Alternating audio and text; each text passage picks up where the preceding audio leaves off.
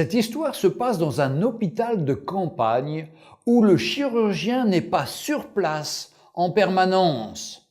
Un médecin entra à l'hôpital en hâte après avoir été appelé pour une opération urgente.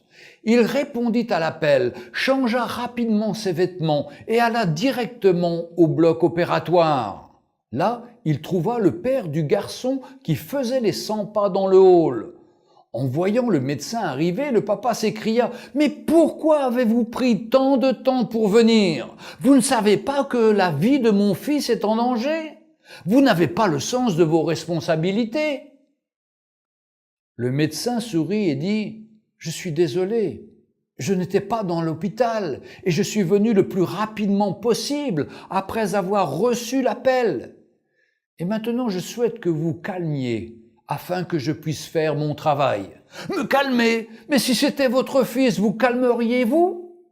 Si votre propre fils meurt maintenant, que feriez-vous? » dit le père en colère.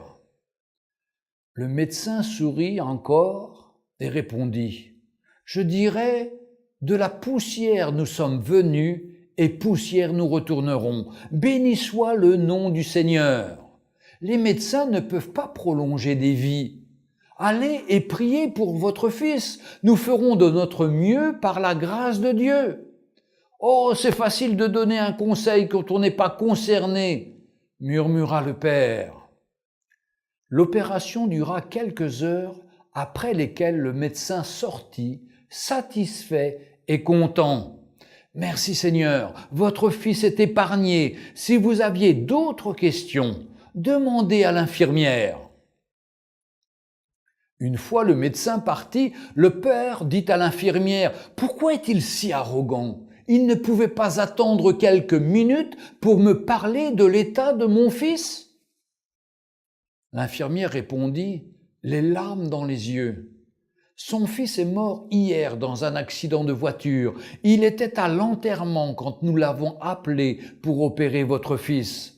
Maintenant qu'il a épargné la vie de celui-ci, il est reparti pour finir l'enterrement de son propre enfant.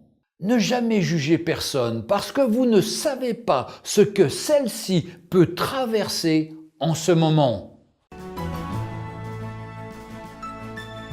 Retrouvez Un jour une histoire sur www.365histoire.com.